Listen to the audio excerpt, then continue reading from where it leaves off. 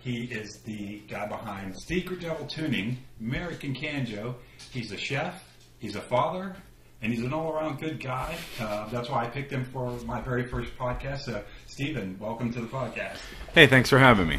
So, tonight you have a big show. This will probably air after that with Joe Zellick in Pittsburgh, and pretty exciting. Yeah, I haven't played Pittsburgh since '94, and it was a punk rock show at Pitt on Pitt campus. So it's kind of weird, 20 some odd years later, and my triumphant return to Pittsburgh. But it just, How did that all come about? Joe and I were talking once before of let's, he's like, hey, I'm kind of interested in one of your instruments. What do you think? What would work for me? So we did a lot of phone tag back and forth, and he's been over here a few times, and we've looked at stuff, and we've talked about building one for him or designing something for him. And then he was just he was like, hey, what's your thoughts on playing Pittsburgh? And I said, I really haven't. He's like, can you, how many people can you know? How did he word it? It's like, can you direct people to our show in Pittsburgh? So I'm thinking, he wants me to, let my friends know that he's playing in Pittsburgh. Right. That's great. So I'm like, yeah, I'll spread the word. So I put it on Instagram and put it on, the Merican page and the Secret Devil Tuning page and my personal page. Hey, Joe's playing here. You should go. And then I get a text the next day. It's like, no, I want you to play. So I'm like, I didn't. I was kind of like, I remember I was driving, and of course you're not supposed to look at your phone when you're driving, but I was looking at my phone, and I was just like, it was probably a good mile or two before I answered back. I'm like, well, can I? I'm like, well, I think I know 20 people in Pittsburgh. If that's, I don't know how much of a show directing I can get with 20 people, because hell, you can sometimes can't even get 20 people to go out in your own town, or to go to anything. And that's not a cut on anybody, because I flake out all the time on stuff where, I get home and it's dad time or it's husband time, or if it's, whatever. Sometimes it's like, I just don't wanna, so I am gonna flake out. So I never take it personal, or never, I guess, I just don't take it personal. But you're just like, okay, if all 20, the way of the world. Yeah, I'm like, if all 20 showed up, in a perfect world, that'd be fantastic. If you have 20 people showed up, then, because not even a cut on Pittsburgh, but from what I've heard, there's a lot of, there's tickets that, people sell for the show. Like, I've never sold a ticket to a show before that I've played. So I don't know. That's a weird concept to me, but that's, from what I've heard, that's how Pittsburgh works. They give you a bunch of tickets, and you sell your tickets. And one half of it makes sense. If you're gonna book somebody that has no following, why would you book them? Sure. But then a person has a ticket. Yeah, they're going to at least come. Yeah. But also, if you're starting out and you don't know anybody, how would you? Yeah, how do you book? This is our very first. I just moved to the town, and I'm trying to break into the music scene here. Like, well, do you know anybody? No. But what am I going to do with these tickets? Yeah, so you don't have anybody unless you're going to stand out on the corner and hey, you want to buy a ticket? Hey, make up some story. Oh, this is the hottest band around. They're from Zimbabwe, and it's It is a lot different now. I have to check on something. I think it's okay. Yes, I have to let a dog out. Oh, okay. Sorry. And we're back. Okay.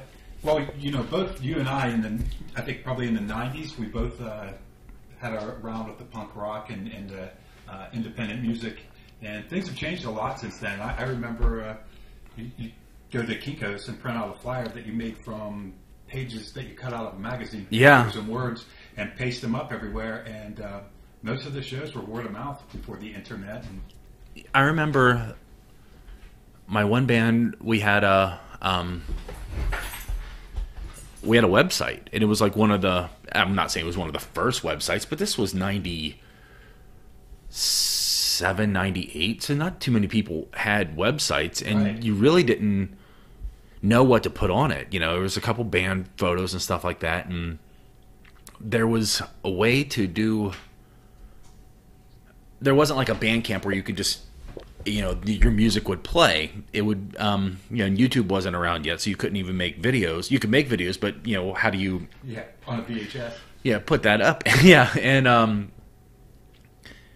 so we would do just stupid like top 10 lists of like to keep it organized. I don't know if anybody ever saw the website because it wasn't like a normal website. It was like www.literati./ I mean, it wasn't even like a simple like where you typed in like. You couldn't just search it on Google. Yeah. Or Yahoo. Then I think it was Yahoo or right. whatever the. No, there was something with a dog. What was that thing that? Yeah, I know because there was like Ask Jeeves back then, and there was another one. It was like Spot or something like that. Yeah. Because it had this little like fake, 8-bit dog that would like run to go and get fetching your website, And I worked at a publishing company, so I had a Macintosh, and I could do actually, type out the name of the band and write everything in a really nice font and change it all around. So we were always a step ahead because we didn't have to cut the letters out of a magazine or do a hand-drawn flyer. Now I look back, though, and I kind of have a nostalgia for those homemade flyers that somebody did with cut and paste with actual magazines and some of the most creative art. And I have a pretty good collection of band flyers because even back then, I realized that this is like a really unique art form. Oh, yeah. I mean, there's the one website or Facebook page that Sean Decker made, and I'm an admin on it, which we haven't done anything with it, but it was literally like going through and finding all the old wheeling flyers. And what's funny is, there's everything, the whole place was, at least wheeling scene back when I was a kid, revolved around the hangar, which is now the 19th hole, Hardee's, the bank parking lot right next to it, and the field behind it. That was the whole. That was the epicenter. You went to Hardee's and you ordered a cup of coffee and you sat there and you got 2 burgers and 2 fries for $2 because that was their big claim to fame. And there was a cop that would hang out there off duty, and he had his bulletproof vest on, and we were all just being jerks and whatever. And then after a while, he would finally have enough and say, coffee don't. Oh, actually, I got to back away from the mic to say, I'd be like, coffee don't count. Bye. That's how we would get thrown out. Yeah. So then we'd go to the bank parking lot, and then someone would be skateboarding there or what have you, and then the police would finally get enough of that they'd kick us out. So then we'd go to the field, and then that wasn't long until a cop would kick us out of there. So then we would drive to wherever, normally Wilson Lodge, and dick around there until someone kicked us out, and then hell with it, let's go to Denny's, and you'd go to Denny's and then get kicked out of there. I mean, that was just the whole. Okay, there's Monday night down. We're doing the same thing tomorrow. Right. So. I didn't realize until maybe just in the last couple of years that Willing actually had a big punk rock scene. Oh, yeah. I was living in Dayton at the time, so I totally missed out on all of that. Like I said, we would rent every hall that we could get our hands on, and it would always be, I want to say the very first show here was either 90 or 91, and it was some like fire hall out in the middle of nowhere. I missed that one, but I got to see the second show, and it was like a VFW or some building out on Stone Church Road or by Stone Church. Yeah, Stone Church Road. Couldn't find it again if you took every house or everything that was on Stone Church Road away from that. I still probably couldn't pick it out of a lineup with that and like Santa Claus and the Easter Bunny. I'd be like, I don't know which, And it would always something. We were kids, so something would happen. Like someone would steal a picture off the wall or something, like a framed photo or whatever, and then if we tried to rent again, they wouldn't rent to us because well, you can't do it. So we would eventually find we got the hangar, which was right next to TJ's and everything, and they didn't like us because they didn't want us to go in and use the restroom. We could buy food there, but buy it and get the hell out. It's to go. Oh, would this be to go? That's how everything was. Long John Silver's was right next to it. And they didn't like us at all because people would park in their parking lot to go to the show also. And it was just literally, if you go into the 19th hole now and you look at it, I sat and look. I'm like, all right, so all this was just the garage doors in front of us. There was a little vestibule, if you want to call it that. And that was it.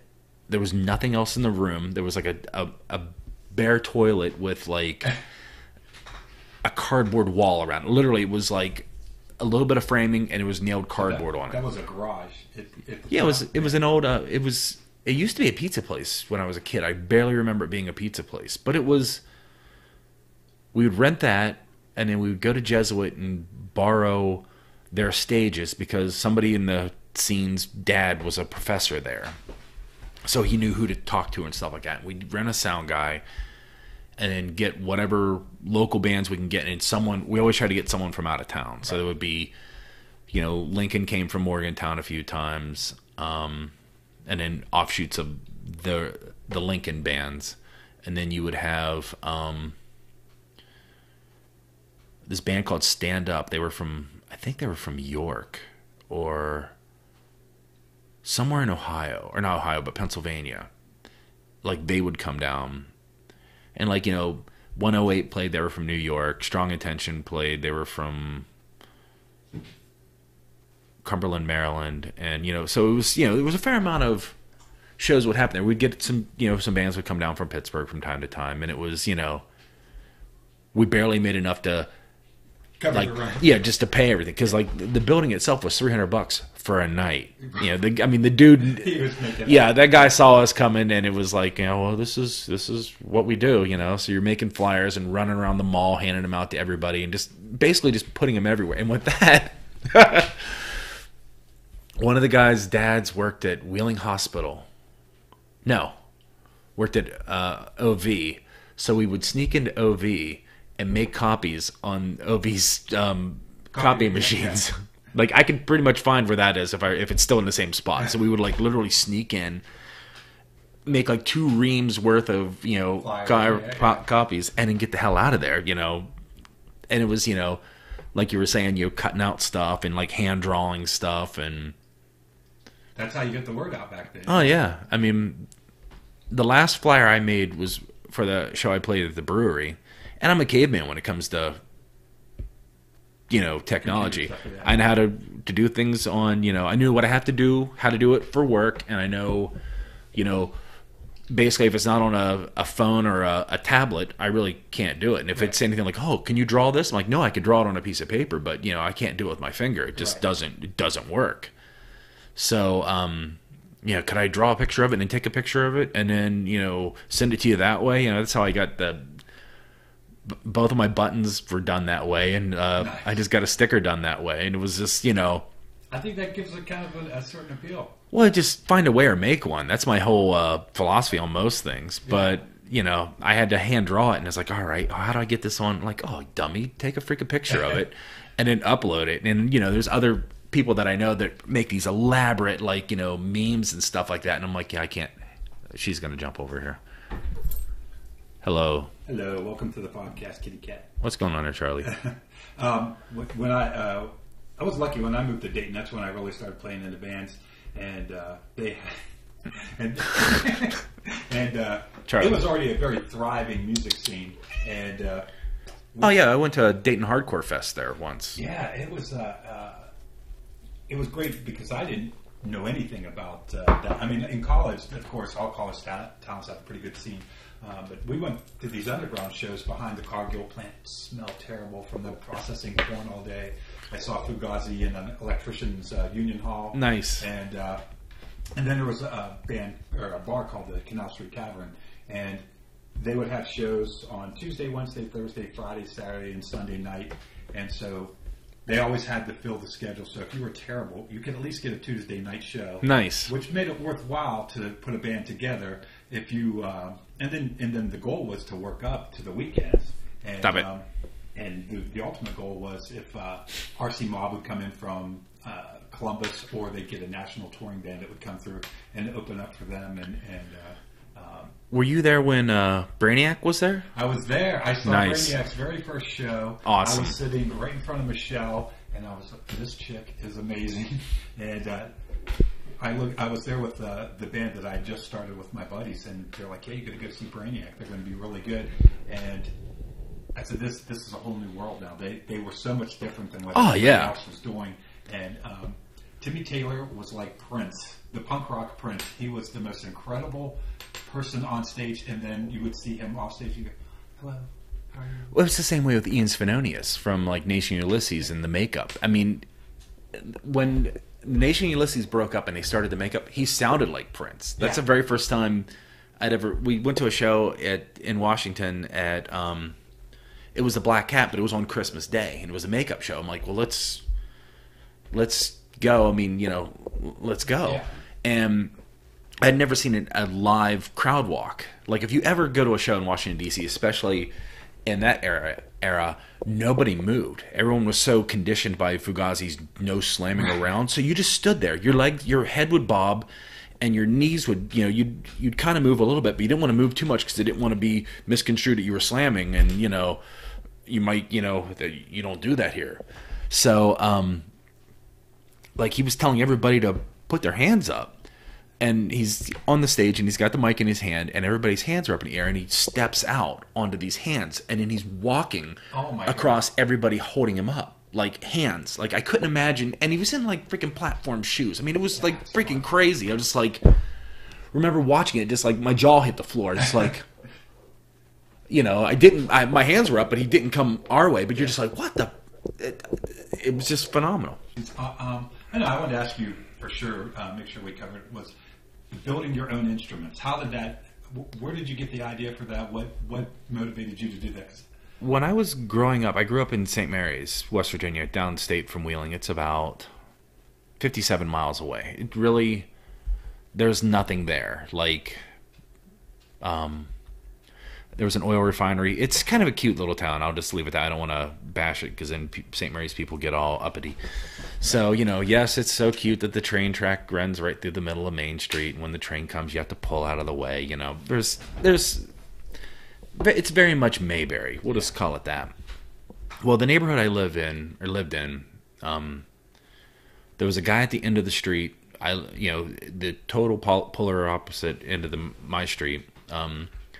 He had a cigar box banjo, and he would sit on his porch from time to time. It is technically southern West Virginia, so that it made sense, and he would just play it. So, I always wanted to play guitar. So I've had a guitar since I was 5. It just was some kind of piece of crap that, probably was bought for a nickel at a yard sale or something like that.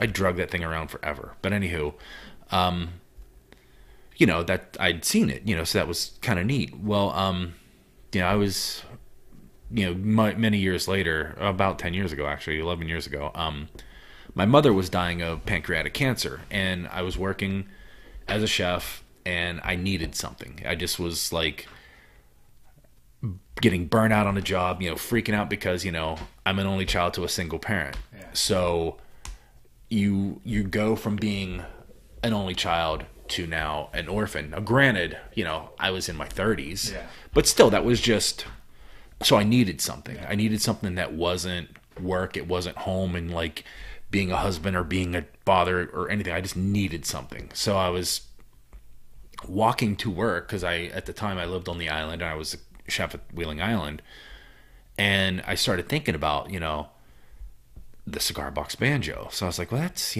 I wonder if there's anything on that. I wonder how hard that would be to do. Like, I have no clue how to play a banjo, but, So I looked online, and I saw plans and stuff like that for cigar box guitars. So I'm like, that's fine. It's like, I don't really know how to... The concept of playing a banjo still blows my mind, and I'll never learn how to play it. It's that drone string, but, the rest is fine. So, I went to a local cigar shop, and they were selling cigar boxes for $1. I'm like, all right. And I'm looking around in my house, and there was a board up in the attic that, okay, well, that kind of works, and then I got 2 bolts and ordered a set of machine heads, tuning pegs from eBay, got 3 strings, built it, and it was a blast. Yeah. I'm like, well, this is kind of very, I still have it. It's in pieces because I just took it apart because I didn't want it to, whatever. But that was the very first thing I built. So then, and it was incredibly basic. I was trying to thin the board to make it about the same width as a guitar, and I think I was using a jigsaw. I mean, incredibly, like, just basic hand tool and basic carpentry, horrible carpentry skills. We'll just leave it that way. It's so ripply at the top. It was, you could have surfed on it, but it was a blast. So then I, figured it out and like built 2 more and, gave one to my buddy for Christmas present. And then this was back in the MySpace days. So I put a picture of it up, and one of my friends said, "Hey, how much for that?" And I said, $40. I just grabbed the number and just, threw it out there. Yeah. Because there was people building cigar box ones, and they were selling them for some decent change. I mean, pretty good money at the time because they were very. You can't just go buy one. Yeah. At Moore's. So, that's what got me started. And then, I built the 2 one that I kept for myself, one that I gave to my friend, sold the one, and then I just stopped. I was like. That was fun. Just was done. And I switched jobs, and I was at a local resort that begins with an O. I was the executive chef there, and I hated it. It was just probably one of the most miserable job experiences I've ever had. And I needed something. It was just like, I need something again. I need something that's not this, because it was, boo freaking who, chef world, but like we were doing 14-hour days, 6 days a week, for months at a time. So you're pretty much burnt out and you hate everyone and everything in the world. I just needed something that was nice, So I went back to the cigar shop to see if I can buy another one of those boxes, and they didn't sell empty boxes anymore. So I'm like, how can you not sell empty boxes, but you still sell cigars? So where are the empty boxes going? Or, so I just like, there's a bunch of questions there that, Dateline can take care of that later or what have you. So I, kind of forgot about it and was sitting at work, and I looked over at an olive oil can. So I'm looking at it. I'm like, I wonder if. So I tapped the side of it, and, it makes a nice sound. And, so like, well, it's kind of, I wonder if I can do it. Because building something out of a cigar box is quite easy. You open up the top, you build it, you close the top. Yeah. Building it in an oil can is a total different animal. You're cutting a little hole and you're building a ship in a bottle, right, to get it to where it needs to be. So I filled up every, olive oil bottle in both kitchens, and I took the can home, washed it out, took it home, and I had a day off, and I just sat and looked at it. So then I went to Lowe's and found some, bought some boards and stuff like that, and I glued it, glued stuff, and it, it took me, after everything was dry, it took me literally about an hour to build it, not counting drying time for the first one. Very basic, it was, well, hell, I still have it. I just keep, changing it. It's like, oh, well, I wonder, it had no pickup on it, and it was very just, no, I don't have the first one. My nephew has the first one. He wanted it for a wedding present. And then, so he has it, and it was literally just a can, a stick, 3 strings, and a bolt. It was very, very basic, because I couldn't wrap my head around the fact that would it short out would the pickups and everything short out with a metal can? Right. It just didn't make any sense. Now, did you work on your own guitars before that, the soldering and? No, so it was just this was all just I had dreams of doing, like, oh, I want to put this, but I no skill, or no anything like that. I didn't care, or I cared, but I just never don't get around to it. Yeah, so it was much easier just to, hey, can you change this for me, and please don't kill me when you charge me, right. So I built the first one and it sounded all right. So then, I'm like, all right, well, I kind of want one for myself now. So built the first one for myself, and I was like, I wonder if I can put a pickup in it. So I was trying to think of how to even do it, So I pulled it off and put a pickup in it, and that was fun, and it just kind of lit a fire. Like, all right, well, I need more cans. I need to do more. I need to do more. So, and I didn't, sell any at first, because I was just trying to figure it out. But literally, I just kept rebuilding the second one I built. I would just take this part off and do this, or I would do this and do this. So then the first one I'd actually made for somebody is a one-man band punk blues guy in England named Hollowbelly. So I built one for him, and he had his own, you know, somebody from America built him a cigar box guitar, and it was, you know, it was nice. And then he met a guy in England, or had a friend in England or whatever, who built one, and he was, I mean, he was well taken care of his stuff. Like, there's a picture of him playing one that I built for somebody else, and there's a video of him playing one that I built for somebody else. But the first one that third one I built, like true one, it was horrible. I mean, it was, thinking back, like, I'm a little embarrassed that it went out. I mean, I tried, you know, did what I could at the time. It was, you know, what the horribleness about it is, it's very dead sounding. You know, if you plug it into an amp, it was fine, but acoustically, I hadn't hit my groove yet. Because, like, trying to dial it in. Because, like, not even like trying to sound arrogant on what it is, but it's a can, but it doesn't sound like a can. You know, you can hear it now. It used to be, you know, very, like, if you play an acoustic guitar, it makes a sound. You can hear the sound. But if you take an electric guitar and play it acoustically or play it dry, you can't hear it. There's no resonance. So I was trying to figure out how to make it resonate as much as possible, but still be structurally sound. You know, what was the recipe, so to speak? Yeah. You know, and going from, like, the third one to, I don't even know. I've made over 200, but I don't know exactly what number I'm at now, because I just decided to stop caring. Right. Yeah, I'm not trying to build a, you know, the person who gets the 100 or the 250th one doesn't win a prize. Right, it just was like, you know, I do it for fun. Yeah. It's when not I make 300. We're going to have a public IPO and make it a public company or something. Yeah. So, you know, I just stopped. I didn't want to hang up on that anymore. For a while, I was writing it on the inside, hidden, where I knew where it was in case somebody took it apart or whatever. It would have, you know, written in pen, you know, my name and what number it was. Right. I don't care about that anymore. It's therapy. That's the way I look at it. You know, it's something that, you know, if I don't do it, I hate it. I love it and I hate it. Right. You know, after this Christmas, I'm like, I'm done. I'm not doing it anymore. That's what you told me that when I saw you at Third Fridays right before Christmas. Yeah, I mean, I was done. And I've got an order for 2, and I want to build, you know, 2 for somebody else. So it's like, I'm not done, but I'm done, you know.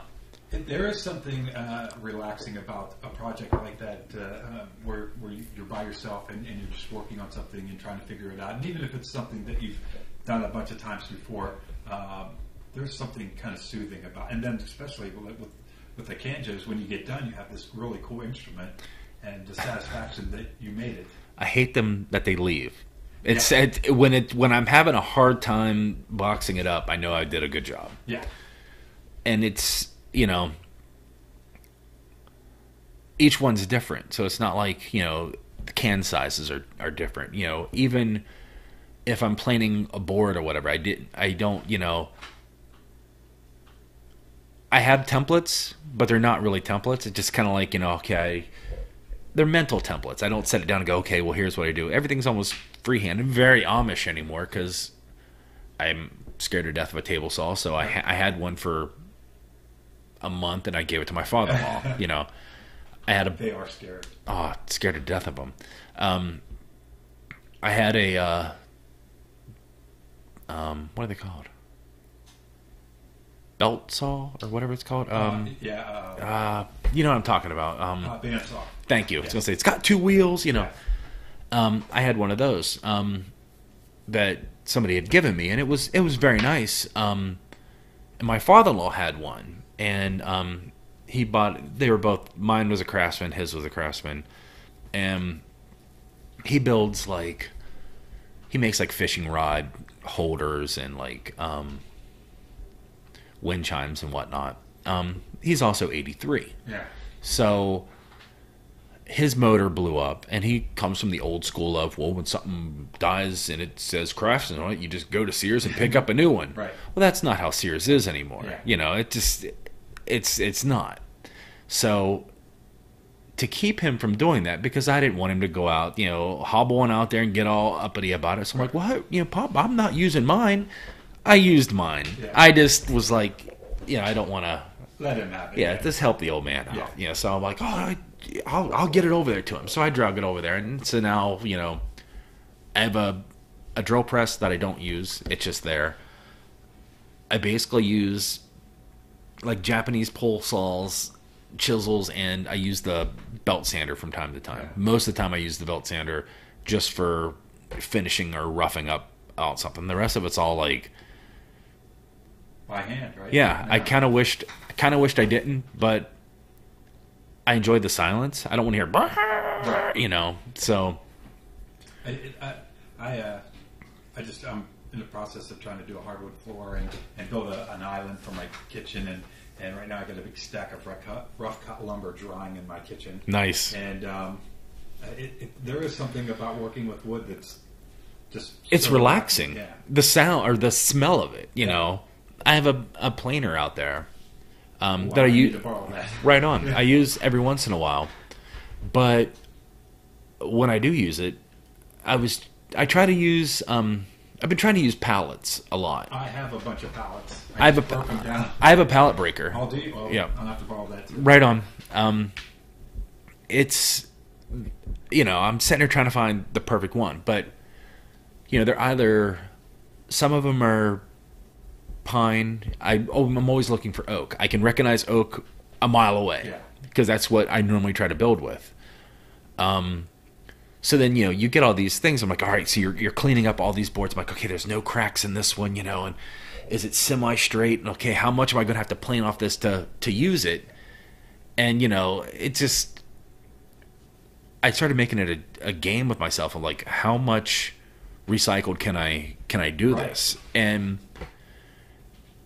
the average person that buys one could give two shits whether, how, about the wood or if or if it's local and hand rubbed by freaking virgins and they don't care. They just want make me a bicycle clown essentially is what it is. But you're the guy doing it, and if it means something to you and it's your time, then I think that's really cool, and it's important that you recognize that that's important to you. Whether I think. Anybody that does anything creative, I think the fact that you figure out what's important to you and whether other people appreciate it or not, you get used to that. Yeah. I make a horrible joke as a chef. I mean, it's horrible because it's true. I make pretty food for ugly people. And it sucks when you break that down because the guest doesn't care. They do care and they don't care. You get a few that I don't want to sound like an absolute dick, but you're wanting like, I'm just going to use Morton Steakhouse because that's just a Ruth Chris. Not that I'm the biggest fan of those, but that's just a recognizable name. Right. So you're wanting Ruth Chris food, but for Walmart prices. Right. That's the world. So they don't really care as long as they get it at a Walmart price. Right. And you have the opposite end of the spectrum of, well, I will only use, I only eat, blah, blah, blah, blah, blah. That's what I'm telling you. But really, I eat convenient. Yeah. I just go to convenient and grab a bag of donuts and, something, Campbell soup out of a can. Not even the Campbell soup, like the generic. Yeah, whatever brand is there. But I'm going to, Do you feel like if you serve them the same dish, only instead of putting your heart into it and trying to make it the best you can, if you just kind of half-assed it, that they would probably not, right? As long as it was halfway decent, they don't recognize maybe the artistry and when you really make a really good dish that people just, they're so busy shoving it in their face and that they don't necessarily recognize that this is actually a cut above something that you could get somewhere else. Well, considering I hate most restaurants in our valley, there's a few that I like, and I'm not gonna bash anybody or praise anybody, just because it's unfair. They're not there to defend themselves. But I've seen what people were. Oh, have you been there? They're really good. I like I don't consider that a restaurant. I consider that just a bar. That's just a place to go and drink. That's not a. You actually like, but you can't say that. That's my internal monologue of that's what you enjoy eating is there, or And it is. I think that for some people, like a nice big plate of cheese sticks is like, man, that's if they're good cheese sticks. Which I mean, it's cheese deep fried. How bad can it be? But that's and I would love to see the High Valley have more diverse choices where you don't have to run up to Pittsburgh to get. Well, just the other day, I mean, looking on Facebook, I had 3 people on my friends list from the Valley were all making Indian food. Right. They were all 3 of them same night. Love it. Were making Indian food, and I'm thinking, man, I would love an Indian restaurant here. And I'm thinking, it would never go. Not enough people. There's not enough people that would eat it, you know. Yeah, so I understand why everywhere is an Italian place, and I'm using mental air quotes because everything's an Italian place, and then we just finally got a bunch of Mexican restaurants, which is kind of nice. So there's they just put in a Taco Bell in my neighborhood, and that place is constantly packed. Yeah. So I'm just like, Taco Bell, really? Yeah. Unfortunately, for a really diverse restaurant, there's not a market for it. And but Indian food is so delicious. I bought a motorcycle off one of the doctors at work, and when I went over to pick it up, his wife made me this cup of tea that was made with milk, and I don't even know what it was, but Lassi? It must have been Lassi. Boy, I would know if I drank it again because it knocked my socks off, and yeah, I mean, and I think it's one of those things that people tried it, they would, but I think a lot of people would say I don't like Indian food that have never really tried it. Oh yeah, it's like a lot of people say they don't like sushi, but I don't know that they maybe don't like the idea of it, but if they tried it, they would realize that, I mean, it's one of my favorite things. Well, you've got people that won't eat. I've heard, a quote. I mean, it was an older gentleman, in the valley here. He won't eat rice because that's Chinese food. Right. I'm like, how is really? It's like, Chinese food, yeah. And I overheard him say it, and I was going to engage in the conversation, but I thought, I'm not going to. Rice-A-Roni's the San Francisco treat. Yeah, he's old. I'm not going to change his mind. I'm just going to either give this dude a heart attack, or, maybe he might wants to swing, or So I'm optimistic, and I will say that I think in the High Valley we're starting to get a younger group of people that are more cultured, that have an appreciation for these things. The yoga studio. Happy Goat. Classes are always full, so there are people that are embracing these new ideas. I think the internet has opened up people's minds to a lot of things. True. And so right now, I don't think an Indian restaurant would fly, but I do think that maybe 10 years from now or 5 years from now, we'll get to the point where people are becoming more open-minded to those things. As if we can have, we're on the cusp, I think, of a certain cultural revolution in the Valley, and at least I hope that we are. I see that there is a group of people going that way, and I think that there are some people that can be nudged into having an appreciation for things outside of what they are right now, and so I'm optimistic that in the future we will have at least a restaurant that maybe has an Indian dish once a week. That's okay. They're just cheater glasses. The cat's joined us on the table, and it's actually a very quiet cat. It's amazing that as much as, like, if you tap on the table, it'll pick up on the microphone if the cat's paws aren't making any noise. Little cutie. Design. Yeah. Well, hell, there was back in right when I moved away. So this would have been 94, 95. In Center Market, there used to be a vegetarian restaurant. Was there really? And it blows my mind that there was, and at that time, I was a vegetarian. It started as a joke, not really a joke, it was a bet. Yeah. And it was a 5-year bet that I was a vegetarian. And I actually enjoyed food more as a vegetarian than I do now as not a vegetarian, but it just out of convenience that 23 years of being a chef, I don't eat for enjoyment anymore. I eat because, I need to eat, Yeah. But, yeah, that's blew my mind because the town I lived in Virginia had two wonderful vegetarian restaurants in town. And it wasn't even, it was in between Richmond and DC, like we're literally right smack dab in the middle. So it wasn't like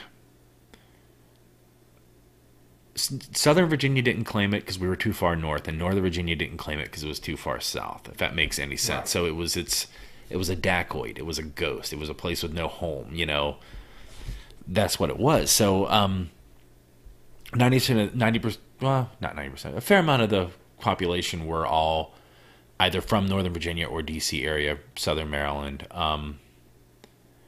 And majority of the adults, when I use the term adults, I mean more grown than professionals. Well, that's the better word for it, because I was an adult when I moved there. But, they were all white-collar workers in Washington. That's right.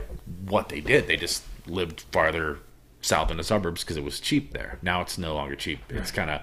I went back this year, and it's no longer cheap at all. But,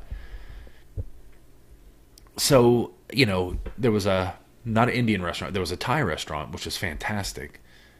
Fair amount of Chinese restaurants, 2 vegetarian restaurants, 2 French restaurants, which was like true French restaurants. Right. Like, when I did my apprenticeship, because I did an apprenticeship first at a French bakery, and La Petite Auberge that was one of the restaurants. They're still around.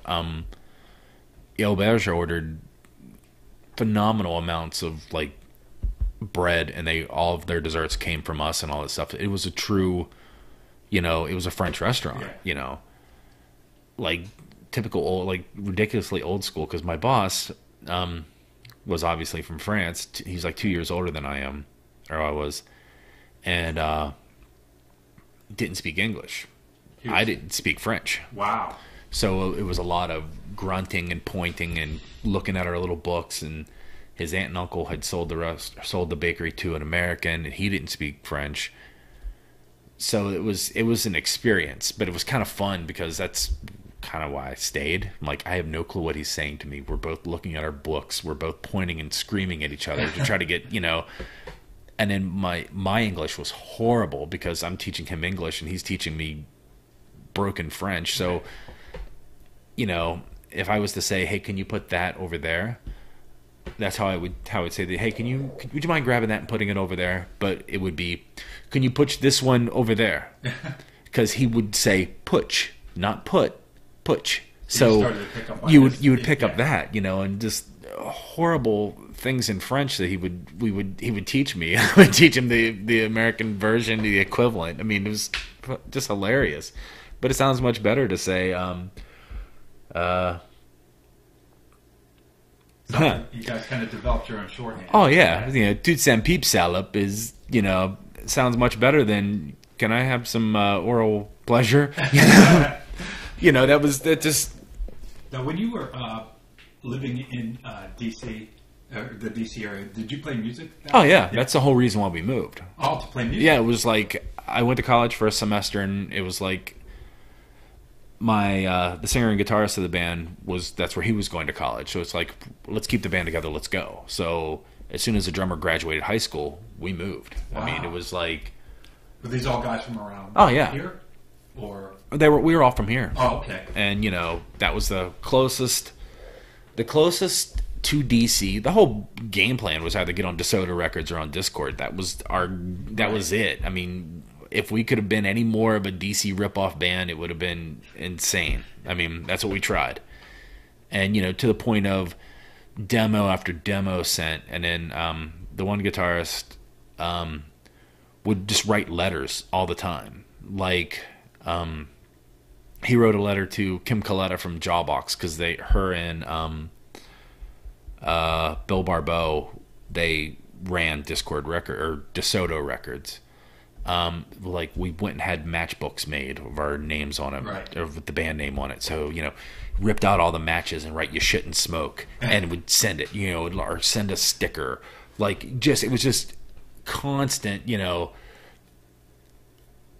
Yeah, anything that you could. Yeah, anything to just you remember who we are. Right. Dude, remember who we are. And you would go to. We hung around with a band called the Dismemberment Plan, and they were on DeSoto.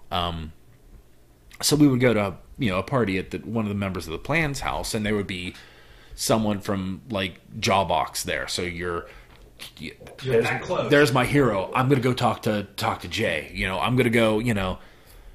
There's Bill. I'm gonna go introduce myself again. I've already introduced myself 1.5 billion times. We played a Fort Reno show, which is funny because there was a band that a friend of mine sent me a video of, and it's us playing at Fort Reno, but I don't know who the hell this band is. So I'm like, where did they find this video? And is this video around somewhere? And it's only just literally a blurb. Yeah. I'm sitting there like, there's no way that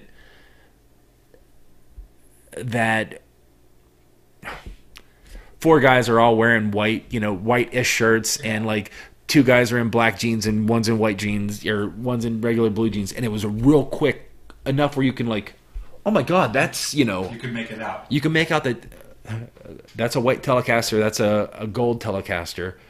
And that's us. There's my bass. That's us. But I have no clue who this band is, where they're from or whatever, but it's in their video. Literally just bloop. That's fine. So I was like, fuck, I'd like to see that, Yeah. But I remember playing that show and looking out and seeing the people from Jawbox in the audience. And again, absolutely freaking out because I've seen Jawbox 1.5 billion times. Yeah. And we did our typical us. We imploded every time, something like that. Something, it's... You get your big break. Yeah, and, it's like, I'm gonna do this. We overdid it. It's just what we did. We were real good at, like, hamstringing ourselves at any chance, It's kind of weird when you meet your idols like that. Kim Deal would come into this bar that I hung out in when she would be in town, and she was pretty good friends with Michelle from Brainiac, mm-hmm. and I kind of knew them peripherally and enough to say hi, and I think maybe once I even sat at the table and talked for a couple minutes, but I was obviously such a big fan that I was aware that I was being a fanboy, and so I just tried to play it cool and get up and leave on my own before I was asked to leave.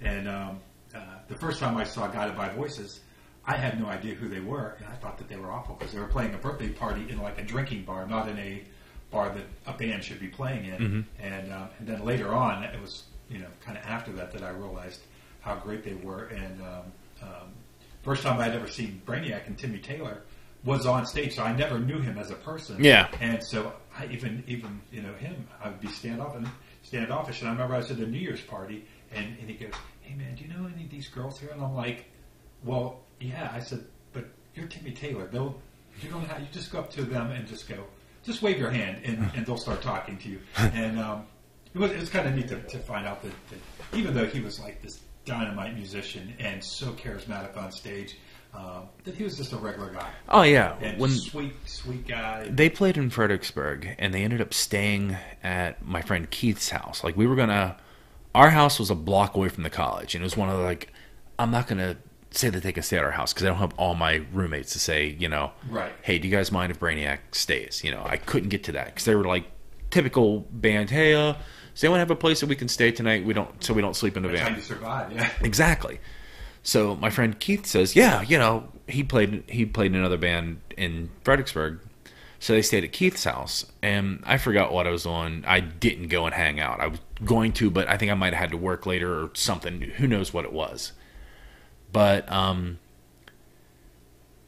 Keith said that, like, Timmy hung out in the living room for a little while, and the rest of the time he hung out in the basement, which was kind of weird, but whatever. And it's like one of the members, I don't remember who it was, but just kept doing Arnold Schwarzenegger quotes from movies. And that's all he did all night. It's like, so they were watching TV and, drinking or what have you, and he's like, "Remember when I tell you I'd kill you last? I lied." Just get to the chopper. So, I mean, that's kind of funny when you see stuff like that. Like, we played with Lungfish, which is another one of our huge fans, huge heroes. And I just remember being like total freaking fanboy to the point of like, I'm showing off for lungfish. Like, what? When I think about it now, I'm like, what the fuck, why did you do that? Yeah. But then, like, I bought a. They used to have this thing in DC area. It's called the Indie Rock Flea Market. They don't have it anymore. But I remember going to the Discord tent, and there's Ian MacKaye standing there, and I bought. It was a reissue of like a Minor Threat 7-inch, and I bought it off of Ian, and I remember trying to play it so cool, just play it cool, just be fine. He's like, oh, so I hand it to him and he looks at it and he's like, oh, I remember this band, and then I give him money and I walk away. But then like 3 days later, we went to Georgetown. There was a record store called Smash Records. So myself and my buddy Corey went looking for whatever, and there's Ian MacKaye and Henry Rollins. Oh my God! At the store, acting like Henry and Ian. So they weren't. There was no pretense. I mean, there's all oh, look at this! Oh my God, I can't believe they have this. So you don't go and you don't break that up. You just watch from afar. Yeah. Because you're just like, here's two icons being high school friends again, being absolute buddies, being as much of a fanboy about finding a record as anything. I mean, it was like, I can't believe they have this. Just the witness. Yeah, you technically probably have enough money and or are famous enough to get whatever you want. Yeah. Let's just call it like it is. But you're geeking out over finding I think it was even a CD. It wasn't like, vinyl or anything like, spectacular like that. It was a freaking CD. But, full blown music geekdom was like, so we're like, nudging each other like, look, what's going on over there? Don't look too much. That I can't even imagine what it'd be like to see those two together. Like, we never spoke to him. We didn't do it. We acted like, just let them. Don't roll in the moment. Yeah. But I remember driving home and just being like, what the fuck? I can't believe yeah. That you saw that. My worst encounter was I was in Venice Beach, and I go into this record store, and Angelo Moore from Fishbone's in there. Nice. And it's him. He's got the lucite clear cane and the mohawk, and I mean, it's Angelo Moore, thin glasses and everything, and I couldn't resist. I went up and said, hey, you're Angelo Moore from Fishbone. And he goes, you got the wrong guy. I'm like, but that's awesome. He's like, no, that's not me. He was with some girl, and he didn't want to be annoyed by some dude from Ohio probably coming up while he's just looking around the record store. And I'm like, man, I should have just kept my mouth shut. But after that, it took me a while before I could listen to Fishbone again. And now I look back on it, I think, well, everybody has a moment like that where, it was a kind of a rainy day. They probably were just like record store shopping. Maybe it was his first date with this lady. Yeah. And some kid coming up to him and saying, hey, you're Angelo Moore. And he just didn't. Yeah, you just kind of ruined it. And like, thanks, buddy. Yeah. Just even my limited success in music, which is very limited, but it would be weird when people would come up and they were talking to you as the drummer in the band, as opposed to just a person. Yeah, it always freaks me out. It still does. Yeah. And, and even people that you already know. Yeah. That all of a sudden they're looking at you like... Well, it's like, I went to a job interview once, and it's the same thing with being a chef. She was the office manager, and she asked me, well, what do you like to be called? I said, well, you can call me Steven. So, would you like to be called chef? Or you'd like to be called... said, you can call me Steven, because being a chef is just what I do. It's not who I am. Right. And it kind of... The look on her face, I'm like, do you think I sleep in this freaking chef coat all night? Right. Do I, when I'm at home, they don't call me chef. Right. When I'm at work now, I get called chef, but I don't demand that. It's just, if it happens, great. If it doesn't happen, that's great too. Now, young in the career, I loved it when someone called me chef. I'm only a line cook. They don't know, But now I just, it's, you don't have to, call me my name. That's actually my name, Somebody was introducing me to somebody knew at work that was like a doctor or something. And very graciously, they said, "Oh yeah, James is a film director," something like that. I remember just thinking, "No, well, not really. I'm a receptionist that makes movies." and I still, I mean, I've been very grateful for all the love we've gotten from the public, but I definitely don't see myself as anything like that, and nor do I think most people see me as just a regular guy. Although, for the days leading up to maybe a big premiere and the days afterwards, there's a little bit of people that maybe only know me through that. But then, real quickly, you go back to just being a receptionist at Welling Hospital, and it's nice to have those few moments. Although I've never felt super comfortable. Although it may appear that way because I'll be up shaking hands with everybody that comes and thanking them for coming and everything. It is probably one of the most uncomfortable things about making movies is being there after they see the movie at the premiere. And of course, people, in my brain, if they come up and say that they like the movie, I think, well, because they're not jerks, what else are they going to say? Yeah. And I try to take it with a grain of salt, but it is... It's not a comfortable moment. Oh, the whole secret double tuning thing. I'm at my most vulnerable. That's the only reason I still do it. I'm scared to death. Yeah. There's no one else to blame anything on. If something goes wrong, it's me. And, I'll forget things from time to time. So I'll ad-lib. I do a fair amount of ad-libbing on this stuff because I'll forget how I wrote it. Or I'll just start writing it as I'm playing, That happens frequently. Just like, I'll start something like, how's that go? And then I'll look at it. I'll have a set list and I will have a song named that. But then I'll just start doing something else. I'm like, oh, I'm in this. I kind of like how this is going. And then I'll just start. Where they just start riffing. You just start playing. And I'm scared to death. Yeah. The whole time I'm like, I started doing The Mask because I was having a hard time, doing drums with my feet and then playing and then finding the mic stand. Right. So I did The Mask because I'm like, all right, that part's done. No matter where I put my head, I'm at a mask. Yeah. I'm there. And it became almost like Dumbo and his feather. Right. I don't feel right without it. It just doesn't feel right. Sure. And I'm glad you brought up The Mask because that was one of the things that I know that you put on Facebook a while ago that recently actually that you were thinking about getting rid of the mask, and I was wondering what you decided. And well, I broke the mask at first. Oh, right. That's what had happened. It was, it just didn't work anymore. I've replaced it because there are people like, well, you should do half and half. Yeah. So I'm like, I don't want to drag one more thing, and I want it to sound as the same as, as close as possible. Yeah. Because, this sound right here is basically what sound I was looking for. Right. If I could get this is perfect. But, of course, you have this. So I bought a harmonica mic, a cheap version. It's just a Chinese version, I think, because, the state-of-the-art one is $100 and some odd bucks now, and it's basically it's not any good. Everyone's like, oh, you got to get the old Element for it. They don't make that anymore. So it's like, why would I spend over $100 or something that it's not as good that I have to go and find an old Element? So buy a cheap one because cheap mics sound better than decent mics for what I do.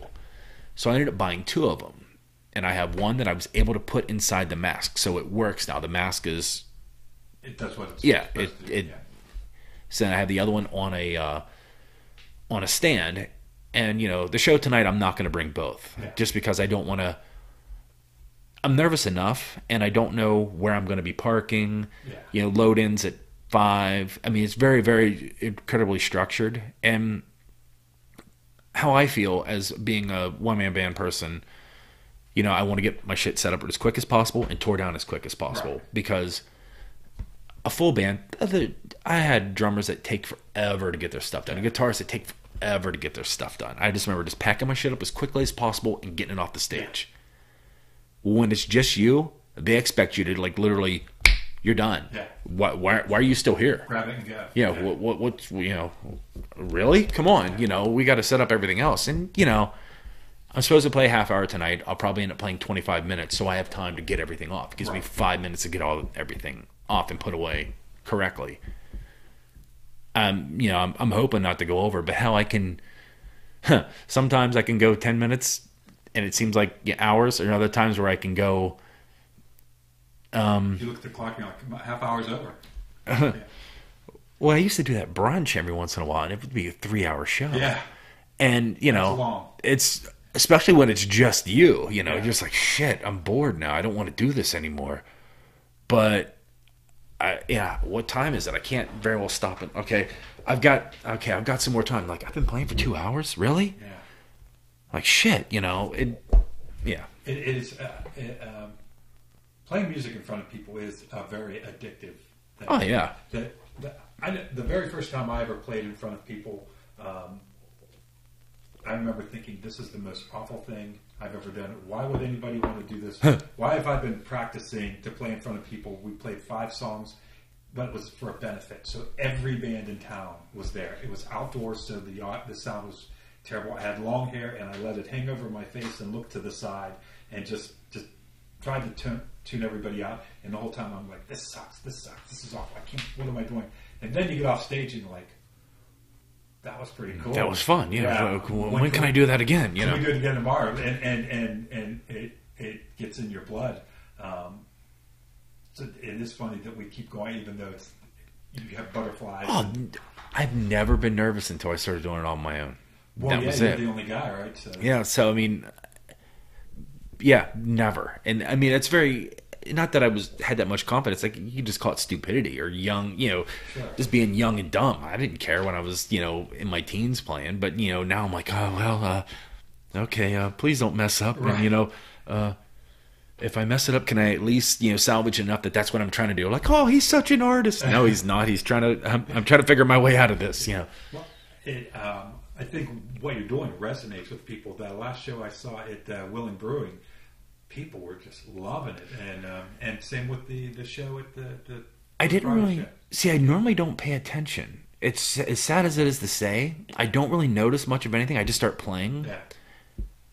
Every once in a while, I'll notice something. When I do notice something, it's someone giving me the weirdest look because they're trying to figure out what the deal is with the mask. Yeah. Like, I played Farmers Market this fall, and 3 hours outdoors, no big deal. I wasn't very loud, but there was a guy, some farmer, like 3 booths down. The booth right beside me were absolutely loving it. The booth, beside them were loving it. The guy, third booth down, all he did, him and his wife did nothing but stare at me like I was an alien. Devil. Exactly. Yeah. So it was literally a couple minutes later, after I was about an hour and a half into it. That's when the lady who put it on is like, oh, would you mind turning it down? I'm thinking, it's outdoors. And how much more down? I can't, so I eventually just turned the amp off. And just did it. And I just sat there and, let the bass drum, do this, and I just played and faked it. I didn't even use my hand. I wasn't hitting anything except for the bass drum, so you can hear that. And the dude kept staring the whole time. So finally, I was just like, I'm done. Yeah. But it's you either get it or you don't get it, and And you are doing something different, and so either people are probably going to love it or hate it. And I'm all right with that. It's therapy again. It's just one of those, like, I wanted to do something, and like my last band, the drummer wouldn't show up half the time, or the bass player wouldn't show up half the time. So I just got real tired. I'm like, we were practicing at a building downtown, and we were practicing at midnight because we all worked hours, and that was the midnight or 1 o'clock. So you would show up to the practice space and unlock it, and you're sitting there waiting, and you're waiting, and you're waiting, and then at 12:45 you get I'm not going to make it.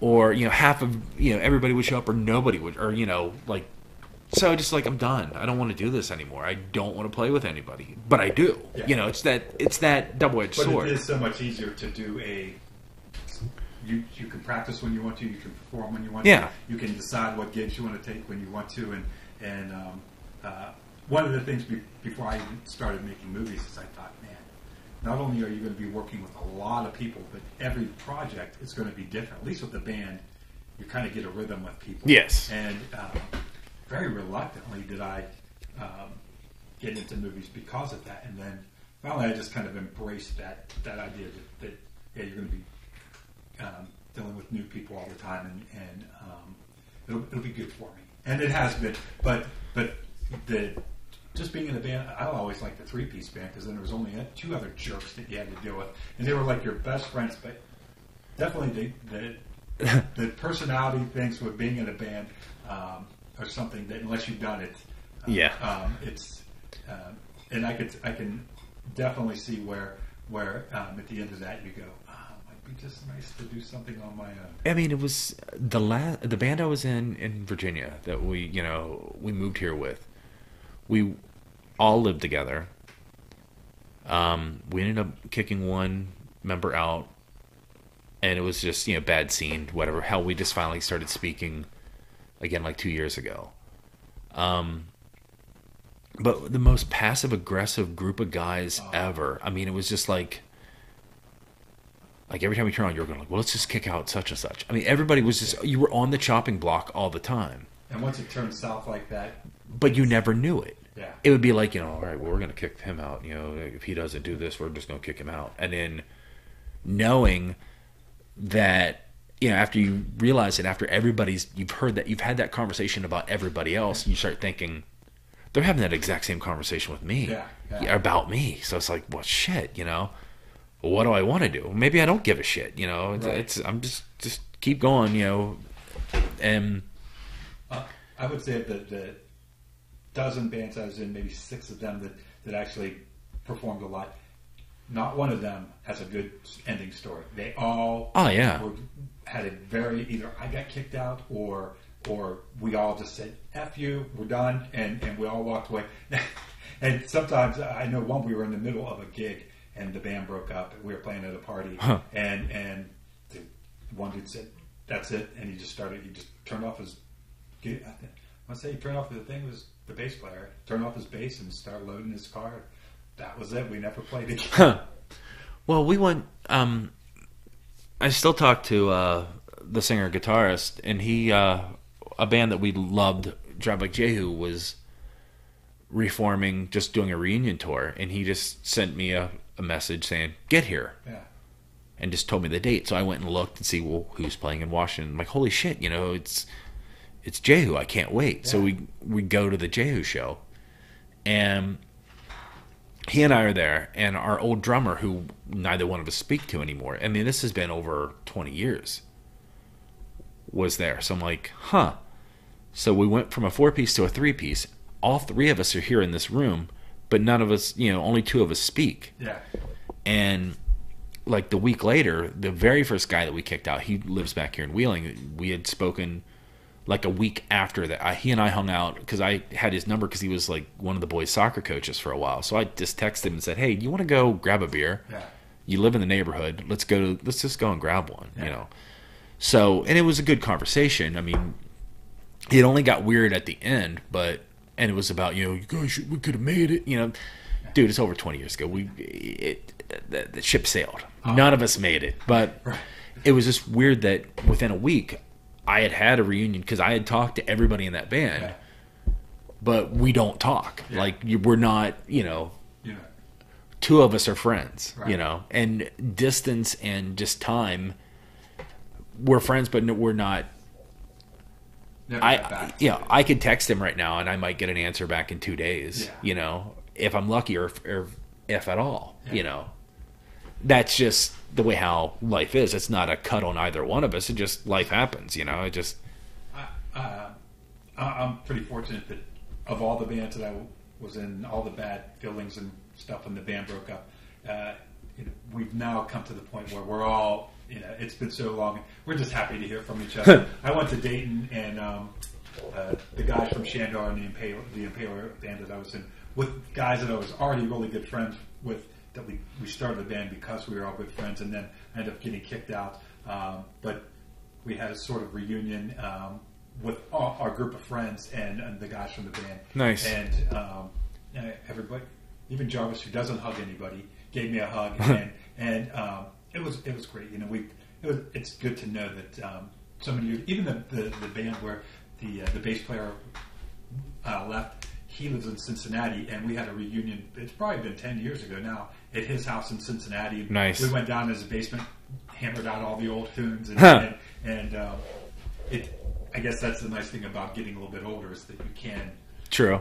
But sometimes those wounds, especially if you were in a band for a long time. Oh yeah. Well, there's a band that I was in when I was 19.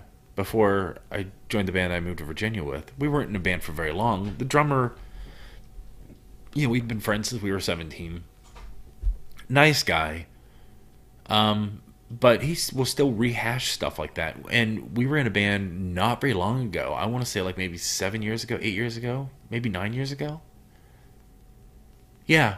And kicked him out just... It was a bad scene. Yeah, it was a bad scene to kick him out. He was very. I don't want to air his because he might actually someday listen to this or whatever. So I don't want to air out all the problems, but there was a fair amount of problems that he was texting me about it. Years later, bitching me out for kicking him out. I'm like, dude, it went nowhere. I'm sorry, but we're in our 40s or almost at our 40s. What does it matter? The making it big is not what any of us. It's not going to happen. Find me a 40-year-old something. Find me a 40-year-old sensation, new artist. You're not going to find that. And when you get into your 40s, the idea of doing anything like that, it's to have fun. And in fact, we say that about the films all the time. Yeah. If we're not having fun, what are we doing? Yeah. There? Why do I do it? Yeah. And sometimes you just get to the point where it gets to the point where it's just not fun anymore, and you're just better off to. Yeah. To hey, just be done. Friends, but I think those are good life lessons. And God, I can remember in high school getting kicked out of a band, and I was crying. My mom came in and said, "What's wrong?" I'm like, "They kicked me out of the band, and I was the one that put it together." And little did I know that was the first of many. Yeah. Well, that as sad as to say, that's kind of how that guy was. Like, shit. When in high school, I remember. Coming home from Morgantown and to go to band practice, and I get to his house and he's like, "Oh yeah, well, band broke up. They kicked me out of the band."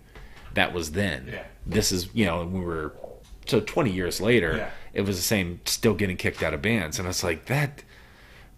I can understand him, why he's a little salty about it, but he's still got a job and probably a family. Yeah, and just adult life. It happens, It's when you're in high school, that's what you have. Yeah, I mean, hopefully by the time you're 40, you have other things that if you get kicked out of the band, that you can move on. The last band I was kicked out of, it was the only band I was kicked out of, in all honesty, and it was we had gotten pregnant with Connor, and they're like, hey, I hear you're having a kid, and we're gonna probably try to be touring and this and that, whatever. And I don't, in good faith, none of us in good faith feel that you should be having a young child, a baby, and you being away. Yeah. And I respect it. I was pissed at first, because that's just the initial reaction. You dump me? There's that. But I'm like, they're absolutely right, And getting ready to have a baby, and it maybe did you a little bit of a favor. Yeah, it makes absolute sense. So. Even though it sucks at the time. Oh, yeah. Well, I think I was hoping that we would have an hour's worth of stuff to talk to, and as I see the Tascam that I do that runs on batteries is probably about out of steam anyhow, and I know you have a gig to prepare for, so I think we have much more to talk about, so I hope we get a chance to do this again. Right on. And thank you so much. Thanks for having me, man. Great conversation, and one thing I knew, the two of us, that we could probably talk all day long. And I've always, ever since I met you, we haven't known each other that long, but whenever I do, we have these just very natural conversations like we've known each other in grade school. And it's just been really fun for me. Thanks for doing it, man. I appreciate it. Hey, good luck tonight. That was thank you. That was a handshake. Yeah, a brotherly handshake. And so this is my first podcast, and stay tuned for the next one. And thank you. Thanks for having me.